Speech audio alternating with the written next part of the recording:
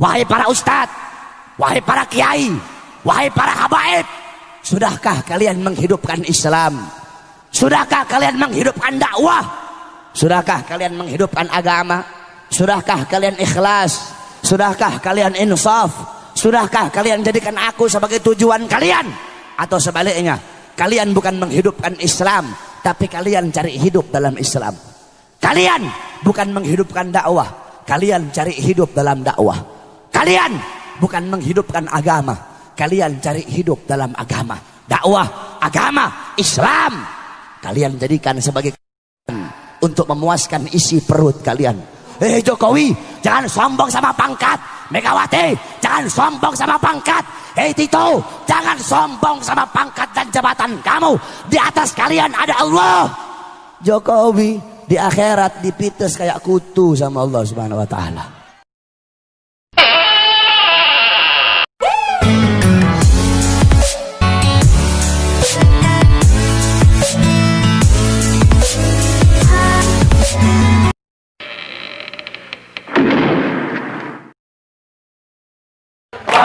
Kita bebas, maju terus, pantang mundur, lewatlah kaki.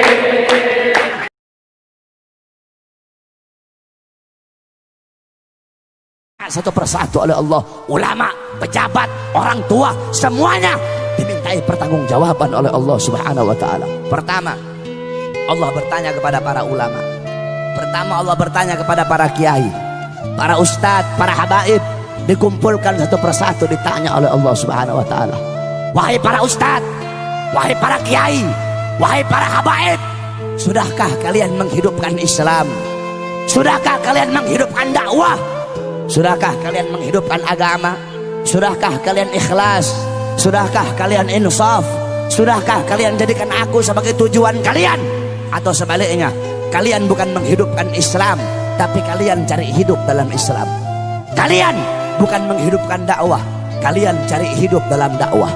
Kalian bukan menghidupkan agama, kalian cari hidup dalam agama.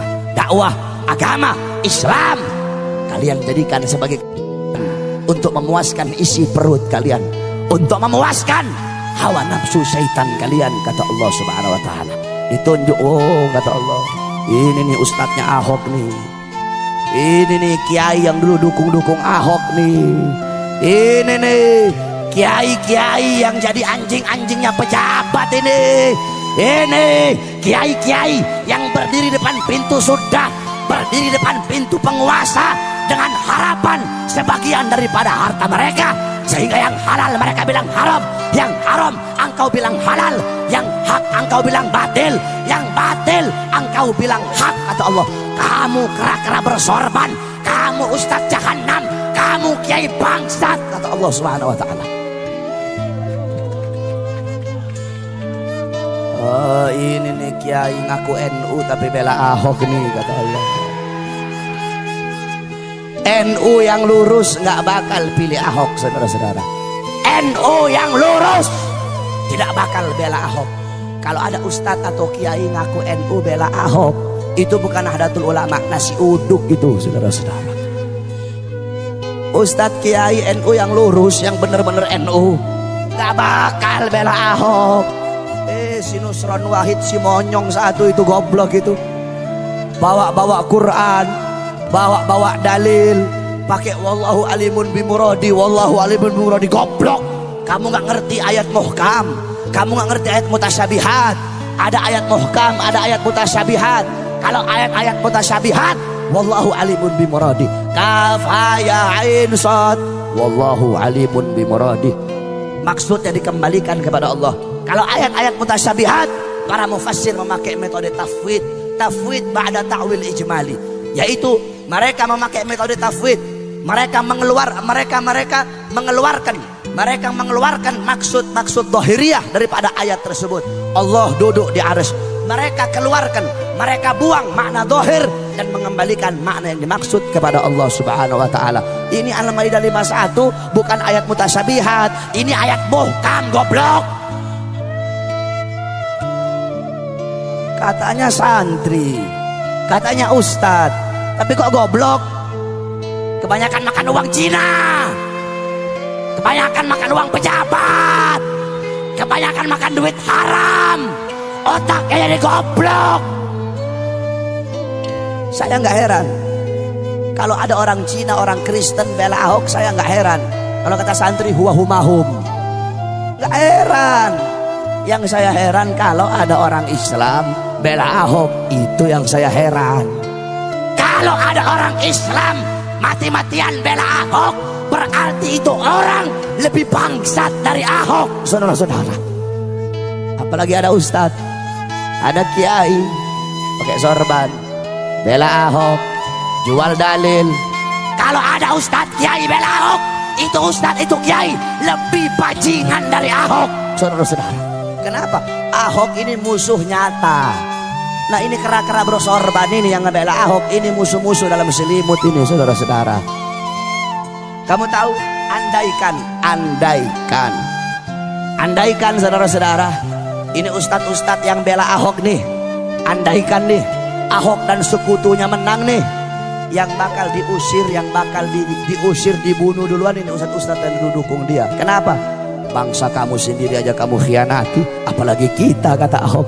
Rakyat kamu sendiri aja kamu khianati, apalagi kita, kata Ahok.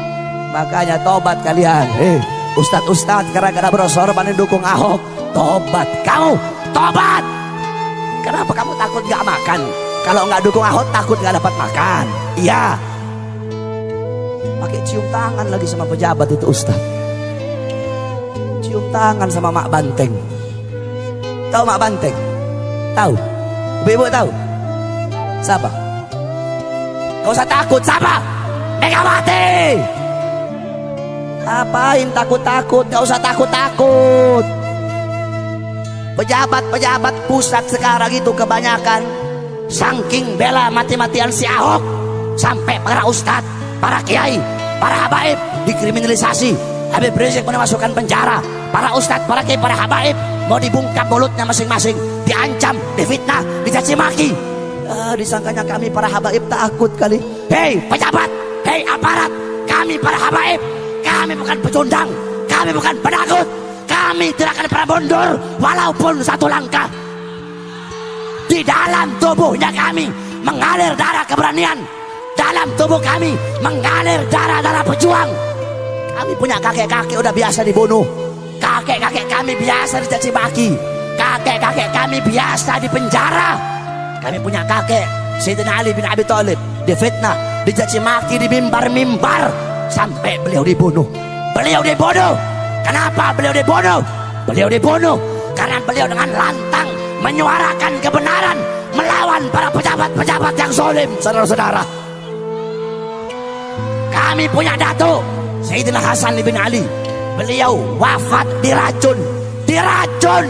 Kenapa beliau mati diracun? Beliau mati diracun, beliau dibunuh karena beliau dengan lantang menyuarakan kebenaran melawan para pemerintah-pemerintah yang zalim. Kami punya kakek Sayyidina Husain bin Ali, Husain bin Fatimah binti Rasulullah. Beliau wafat dibunuh, dipenggal kepalanya, saudara-saudara. Terpisah kepala dengan jasadnya. Kenapa beliau dibunuh? Beliau dibunuh karena beliau dengan lantang menyuarakan kebenaran melawan para pemerintah yang zalim. Darah-darah beliau mengalir di dalam tubuhnya kami para habaib. Maka kami akan tetap tegak berdiri menantang segala macam kezaliman. Kami tidak akan tunduk. Kami tidak akan tunduk kepada maksiat, tidak akan tunduk kepada mungkarat, tidak akan tunduk kepada dolalat, tidak akan tunduk kepada sayyiat, tidak akan tunduk kepada mukhalafat.